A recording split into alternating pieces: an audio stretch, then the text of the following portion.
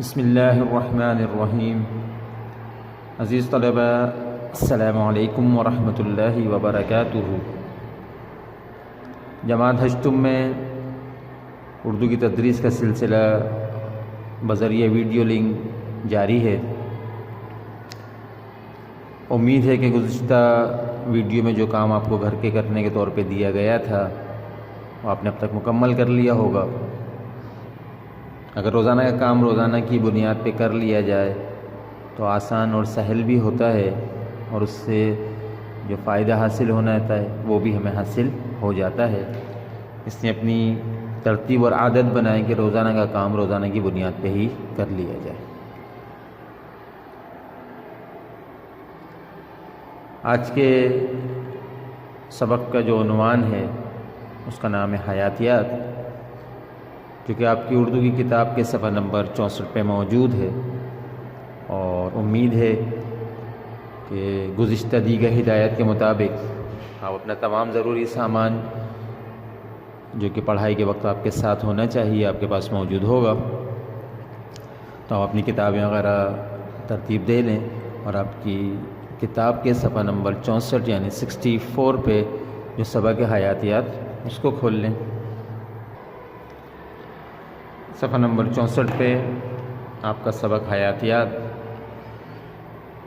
سبق کی باقاعدہ تدریس سے پہلے اس سبق کے کچھ نئے الفاظ کے معنی جان لیتے ہیں، تاکہ سبق کی عبارت کو سمجھنا بھی آسان ہو، ہماری معلومات میں بھی اضافہ ہو۔ تو پہلے کچھ الفاظ معنی دیکھ لیتے ہیں جو کہ بورڈ پہ تحریر ہیں، اور ان الفاظ معنی کو آپ کاپی میں اپنے تحریر بھی کر لیں گے۔ جیسا کہ ترتیب بتائی گئی ہے کہ ہر سبق کا ایک ٹائٹل پیج بنے گا، اس کے بعد الفاظ معنی اور پھر اس کے بعد سوال جواب کیے جائیں گے۔ تو پہلے الفاظ معنی دیکھتے ہیں۔ سب سے پہلے جو لفظ دیا گیا ہے کرۂ ارض، اس سے مراد پوری زمین ہے، اس کو ہم زمین کا گولہ بھی کہتے ہیں۔ دوسرا لفظ ہے ارتقاء، ترقی، اس کو پھیلاؤ کے معنی بھی لیتے ہیں، لیکن لفظی معنی اس کے ترقی کے ہیں، زیادہ ہونے کے، اضافہ ہونے کے۔ حیاتیات، انواع حیات کا علم، یعنی زندگی کی مختلف اقسام کا علم۔ اس سے مراد صرف زندگی انسان کی مراد نہیں ہے، بلکہ مختلف مخلوقات جو کہ زندہ شمار ہوتی ہیں، جن کا ہم سائنس میں بھی پڑھ چکے ہیں، تو ان تمام جاندار اشیاء سے متعلق علم کو حیاتیات کہا جاتا ہے، علم حیاتیات، اس کو انگلش میں بایولوجی کہتے ہیں۔ اس کے بعد لفظ ہے نشہ آور، یعنی نشہ لانے والی شے، یعنی وہ چیز جس کو استعمال کرنے سے انسان نشے کی حالت میں چلا جائے، اس کے ہوش جو ہے وہ باقی نہ رہیں، ایسی تمام اشیاء کو نشہ آور کہا جائے گا۔ فراموش، بھلایا ہوا، فراموش کرنا بھلانا ہوتا ہے، فراموش کے معنی بھلایا ہوا۔ متعدد، بہت سے، متعدد کے معنی بہت سے۔ بدولت، کی وجہ سے، جو ہے نا، آپ کی بدولت یعنی آپ کی وجہ سے۔ افعال، فعل کی جمع ہے، معنی کام کے آتے ہیں۔ حقائق، سچائیاں، حقیقتیں۔ متبادل، جو کسی کا بدل ہو، متبادل جو کسی کا بدل ہو۔ جراحت، زخم کی مرہم پٹی وغیرہ کرنے کے عمل کو جراحت کہتے ہیں، انگلش میں اس کو آپریشن بھی کہتے ہیں۔ غذا، خوراک۔ یہ الفاظ معنی غور سے دیکھ لیں گے، ان کو کاپی میں بھی تحریر کریں گے۔ جو کام جس ترتیب سے بتایا جا رہا ہے اس ترتیب سے شروع کریں گے۔ اب چلتے ہیں سبق کی بلند خوانی کی طرف۔ کتاب کھولیں، کتاب کے صفحہ نمبر 64 سے سبق شروع کرتے ہیں۔ سبق میں موجود اگر تصاویر کا مشاہدہ کریں تو ہمیں اس میں دیکھیں کہ پرندے، چرند، حیوانات، مچھلیاں، پودے، کیڑے مکوڑے، مختلف قسم کی حیاتیات کو دکھایا جا رہا ہے۔ تو پتہ چلا کہ حیاتیات میں ان تمام مخلوقات کا علم شامل ہے، علم حیاتیات میں ان تمام مخلوقات کا علم شامل ہے جو کہ حیات رکھتی ہیں، زندگی رکھتی ہیں کسی بھی اعتبار سے. چونکہ ہم سائنس کے مضمون میں پڑھ چکے ہیں لیونگ تھنگس، جاندار اشیاء، اور اس میں ہم نے یہ بھی پڑھا کہ وہ جاندار اشیاء کون کون سی ہوتی ہیں، کس طرح کی ہوتی ہیں. اس میں ہمیں پودوں کے بارے میں بھی پڑھایا گیا ہے کہ پودے بھی جاندار اشیاء میں شامل ہوتے ہیں، لیونگ تھنگ ہیں یہ. تو اسی مضمون سے متعلقہ سبق کا مطالعہ کریں گے جو کہ دلچسپ بھی ہے، معلوماتی بھی ہے، اور آگے آپ کے کام بھی آنا ہے چونکہ 9 کلاس میں آپ کی بایولوجی شروع ہو جاتی ہے. تو شروع کرتے ہیں سبق. بسم اللہ الرحمن الرحیم.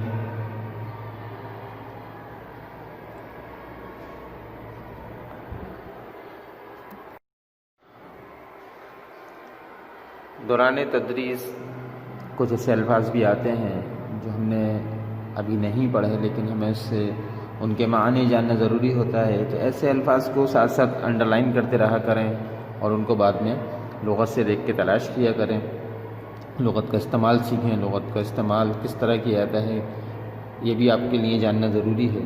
تو پینسل ساتھ رکھیں، جو جو الفاظ میں نے آپ کو لگے کہ اس کے معنی ہیں جاننے چاہیے تو ان کو انڈرلائن کر لیں. شروع کرتے ہیں. بسم اللہ الرحمن الرحیم. کہ ہم جب اپنے اطراف کی اشیاء کا مشاہدہ کرتے ہیں، اطراف طرف کی جمع ہے یعنی ہمارے ارد گرد کا مشاہدہ کرتے ہیں تو انہیں جانتے ہیں اور قدرت کو بھی سمجھتے ہیں.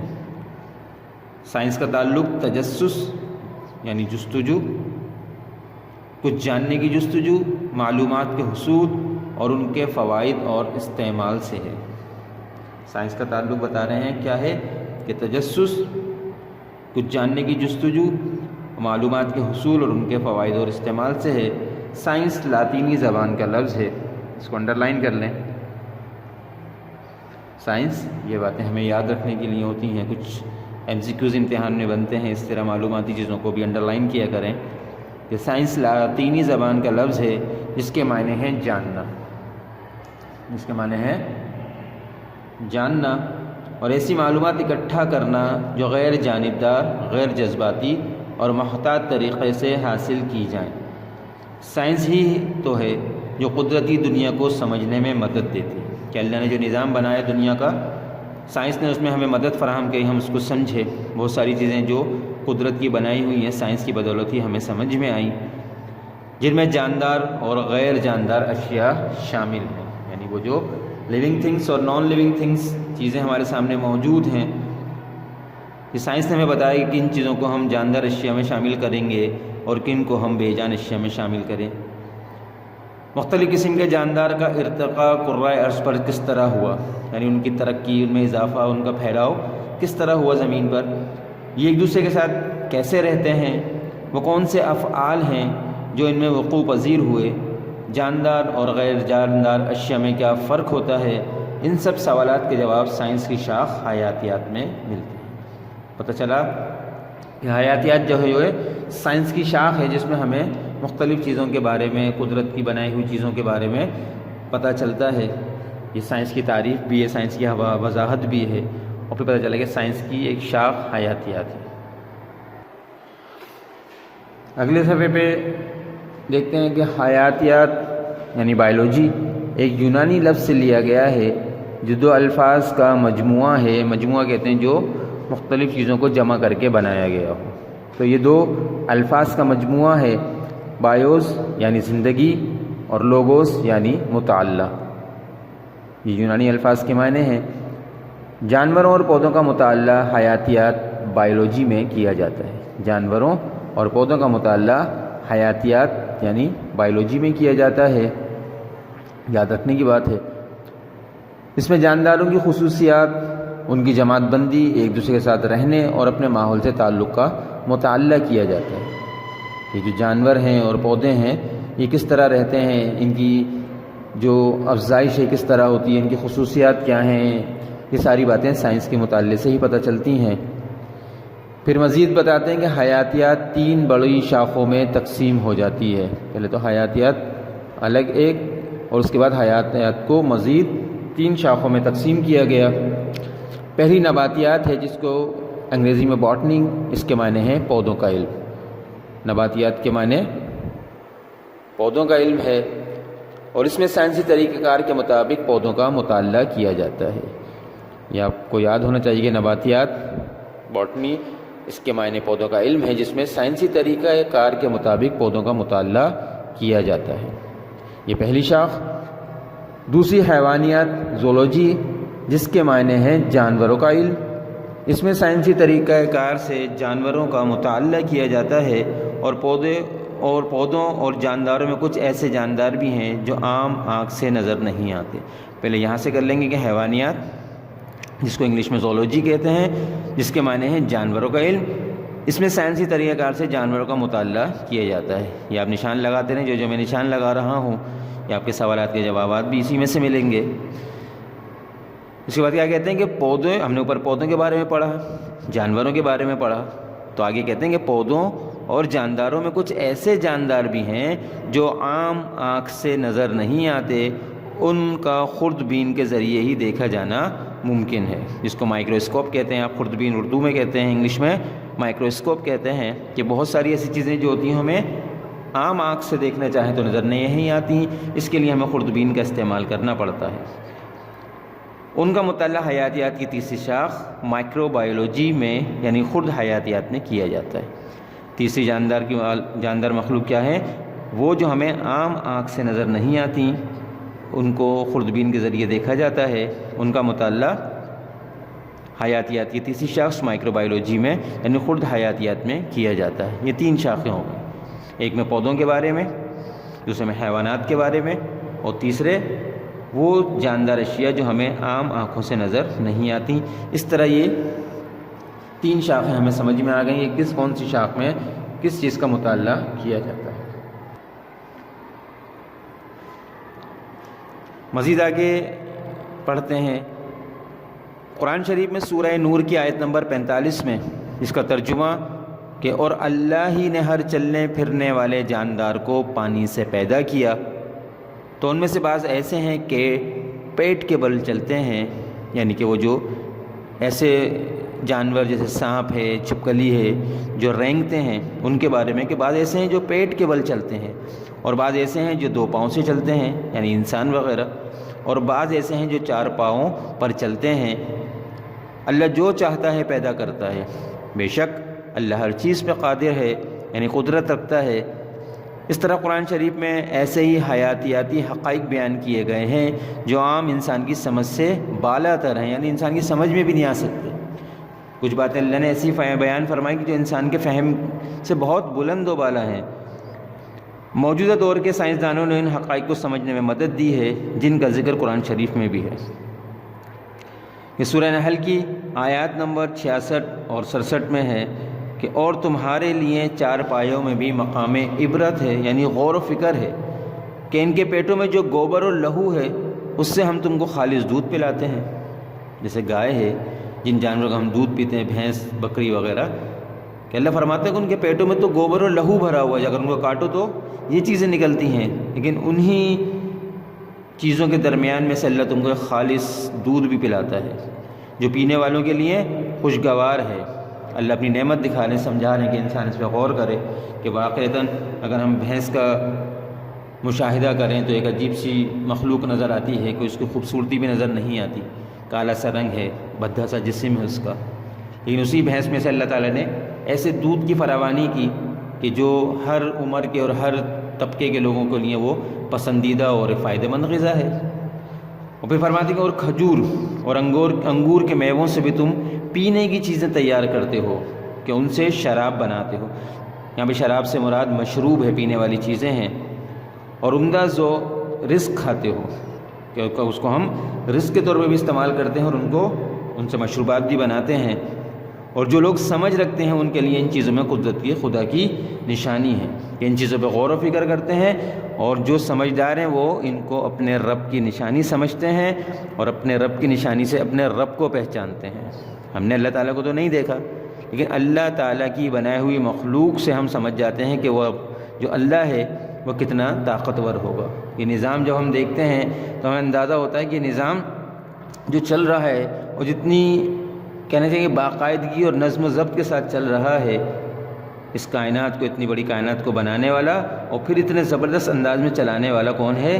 ایک اللہ تعالیٰ ہی ہے۔ اور عقل مندوں کے لیے نشانی ہے، وہ ان پہ غور و فکر کرتے ہیں اور ان کو سمجھتے ہیں۔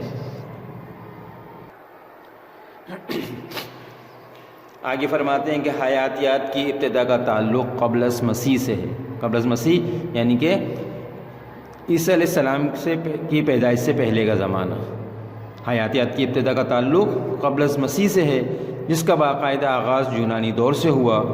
8ویں صدی سے 20ویں صدی کے درمیان مسلمان سائنسدانوں نے اس میدان میں ناقابل فراموش خدمات انجام دی۔ ناقابل فراموش یعنی جن کو بھلایا نہیں جا سکتا۔ اس کو یاد رکھیں کہ 8ویں صدی سے لے کے 20ویں صدی کے درمیان مسلمان سائنسدانوں نے اس میدان میں ناقابل فراموش خدمات انجام دی۔ مثلاً جابر بن حیان، عبد المالک اصمعی، ابن الحیثم، ابن ابو القاسم زہراوی وغیرہ۔ دوسری طرف غیر مسلم سائنسدانوں نے جیسے گلیلیو، رابرٹ ہک، گریکر، جان مینڈل وغیرہ نے بھی حیاتیات کو فروغ دیا، لیکن ابتدائی طور پہ مسلمان سائنسدانوں نے اس میں ایسی خدمات انجام دی جن کو بھی ناقابل فراموش قرار دیا جاتا ہے، جن کو بھلایا نہیں جا سکتا۔ یہ بات ہمارے لیے باعث فخر بھی ہے کہ ہمیں پتہ بھی ہو اور ہم اس پہ فخر بھی کریں کہ ہم جو سمجھتے ہیں کہ شاید دنیا کی ترقی غیر مسلم سائنسدانوں کے ہی کارنامے ہیں، حقیقت میں ایسا نہیں ہے۔ حقیقت یہ ہے کہ مسلمان سائنسدانوں نے تمام علوم کا اگر آپ بغور مطالعہ کریں اور ان کے بارے میں جانیں تو پتہ چلے کہ جتنے بھی علوم دنیا میں اس وقت کام کر رہے ہیں، چاہے وہ کیمیا ہو، حیاتیات ہو، وہ ریاضی ہو، وہ مختلف علوم جس کی بھی آپ بات کریں، پتہ چلے کہ اس کی ابتدائی جو بنیاد رکھنے والے ہیں وہ مسلمان سائنسدان ہی ہیں۔ لیکن کیا کہا جائے کہ ہمیں نہ تو اس بارے میں صحیح سے معلوم چلا، نہ ہی ہم نے اس کو کبھی جاننے کی کوشش کی، اور ہم یہی سمجھتے رہتے ہیں کہ شاید یہ اتنی ترقی ہے وہ انگریز یا غیر مسلموں کی مرہون منت ہے، جبکہ ایسا نہیں ہے۔ خیر، پھر فرماتے ہیں کہ حیاتیات کے میدان میں ہونے والی نت نئی ایجادات نے، ایجاد کی جمع ایجادات ہوتا ہے، کیا کیا ایجادات ہیں؟ اس میں بتائیں کہ ادویات، طب، دوائیاں وغیرہ، طب علاج سے متعلق زراعت، کھیتی باڑی، دندان سازی، حیوانی علاج، باغبانی وغیرہ میں بہت زیادہ سہولتیں فراہم کی ہیں۔ یہ حیاتیات کے فوائد بتا رہے ہیں کہ انہوں نے کہاں کہاں اس کی خدمات حاصل کر کے ان کو فائدہ پہنچایا ہے۔ پھر کہتے ہیں کہ ایسے امراض، مرض کی جمع امراض، ایسے امراض جن کے سے انسان مر جاتے تھے، ایسے امراض جن کے سے انسان مر جاتے تھے، جو پہلے جن کا علاج دریافت نہیں ہوا تھا، لوگ مر جاتے تھے اگر اس کو بیماری ہو جائے،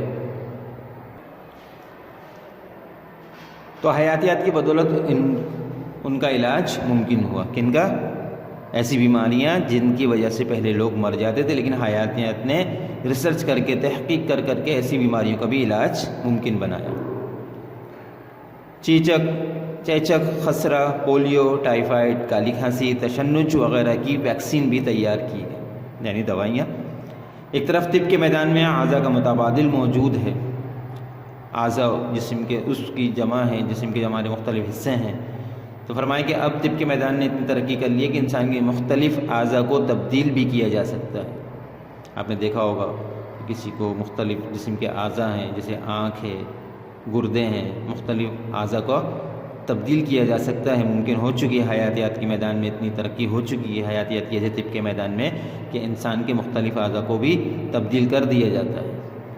جراحت کے نت نئے طریقے دریافت ہو رہے ہیں، یعنی کہ مرہم پٹی کے آپریشن کے جدید طریقے آ رہے ہیں، کہ پہلے جو آپریشن انتہائی مشکل سے اور بڑے صبر آزما اور رہنا چاہیے وقت آزما طریقے سے کیے جاتے تھے، اور وہ انتہائی آسانی اور سہل انداز سے ہو جاتے ہیں اور انسان کو تکلیف بھی کم ہوتی ہے۔ تو دوسری طرف غذا کو مہینوں تک محفوظ بھی رکھ سکتے ہیں، کہ وہ غذا جو پہلے جلدی خراب ہو جاتی تھی، اب ایسے طریقے اختیار کر لیے گئے ہیں کہ غذا کو زیادہ دن تک محفوظ رکھا جا سکتا ہے۔ غرض کہ نئی تحقیقات کے باعث کم زمین سے زیادہ پیداوار حاصل کی جا رہی ہے، کہ اب ایسی سائنس نے زرعی اعتبار سے بھی اپنی تحقیقات کر کے اتنی جدت پیدا کر دی کہ اب وہ کم زمین کے اندر جو پہلے کم پیداوار ہوتی تھی، اب اسی زمین کے اندر زیادہ پیداوار ہوتی ہے۔ انہوں نے اس طرح کے بیج تیار کیے، اس طرح کی کھاد تیار کی، اس طرح کے مختلف تجربات کے ذریعے پیداوار کو بڑھایا گیا۔ نئی نئی کھادوں کے ذریعے فصلوں کو کیڑوں سے محفوظ رکھا جا رہا ہے۔ اس طرح گرین ہاؤس کی بدولت ہر موسم میں کاشت کی جاری ہے کہ پہلے موسموں کے حساب سے سبزیاں اور پھل وغیرہ ہوتے ہیں، مخصوص موسم ان میں اثر انداز ہوتے ہیں، لیکن اب ان کے لیے کیا کیا کہ کچھ ایسے گرین ہاؤس بنائے گئے جہاں پہ بغیر موسم کی بھی کاشت کی جا رہی ہے۔ ایسی سبزیاں اور پھل آپ کو جو موسم کے نہیں ہوتے اب اس بغیر موسم کے ایسے موسموں بھی مل جاتے ہیں جب ان کا سیزن نہیں ہوتا۔ حیاتیات ہماری زندگی میں روزمرہ کے متعدد مسائل حل کرنے میں مدد کر رہی ہے، یعنی ہماری زندگی جو بہت سارے مسائل ہیں ان کے مسائل کے حل کے لیے حیاتیات ہماری مدد کرتی ہے اور نئے نئے مواقع پیدا کر رہی ہے۔ ضرورت اس بات کی ہے کہ ماہرین حیاتیات کو حکومت ممکنہ وسائل فراہم کرے تاکہ وہ اپنا کام آگے بڑھا سکے، یعنی حکومت کی بھی ذمہ داری ہے کہ وہ ان لوگوں کی مدد کرے مالی اعتبار سے بھی، وسائل کے اعتبار سے بھی، کہ جو اس شعبے کے اندر رہتے ہوئے کام کرتے ہیں اور ان کی تحقیقات کے لیے حکومت کی سرپرستی ان کی ہونی چاہیے، تو حکومت کا بھی کام ہے کہ ان کی وہ مدد کرے۔ تو یہ سبق ہمارا حیاتیات سے متعلق تھا، جس میں ہمیں مختلف چیزیں سمجھائی گئیں، بتائی گئیں۔ حیاتیات کیا ہے، حیاتیات کس کی شاخ ہے، پھر حیاتیات کی اپنی کتنی شاخیں ہیں، حیاتیات میں کس کا مطالعہ کیا جاتا ہے، کون سی شاخ میں کس کا مطالعہ کیا جاتا ہے، اور روزمرہ زندگی میں حیاتیات ہمیں کس طرح فائدہ پہنچا رہی ہے، یہ تمام باتیں ہمیں اس سبق میں پڑھنے کو ملیں۔ لیکن ہمارے لیے ایک معلوماتی سبق تھا، اس کو ایک بار پھر پڑھ لیجئے گا۔ اس ویڈیو کا اختتام یہیں پہ کرتے ہیں۔ ڈائریز کی نوٹ فرما لیں کہ جتنے الفاظ میں نے آپ کو بتائے گئے ہیں ان کو آپ کاپی میں تحریر کر لیں گے، ڈائری نوٹ فرما لیں۔ حیاتیات کے الفاظ معنی تحریر اور یاد بھی کر لیں، کیونکہ ہمیں یاد بھی رکھنا چاہیے۔ ہماری معلومات کے اعتبار سے، سمجھنے کے اعتبار سے بھی ہمیں ضروری ہوتا ہے کہ ہمیں الفاظ کے معنی کا بھی علم ہو، ہمیں اس کا استعمال بھی آتا ہو۔ آج کی اس ویڈیو میں اپنے سلسلے کو یہیں پہ ختم کرتے ہیں۔ دوسری ویڈیو میں انشاءاللہ اس کے سوال جواب دیکھیں گے۔ جب تک کے لیے اجازت۔ السلام علیکم ورحمۃ اللہ وبرکاتہ۔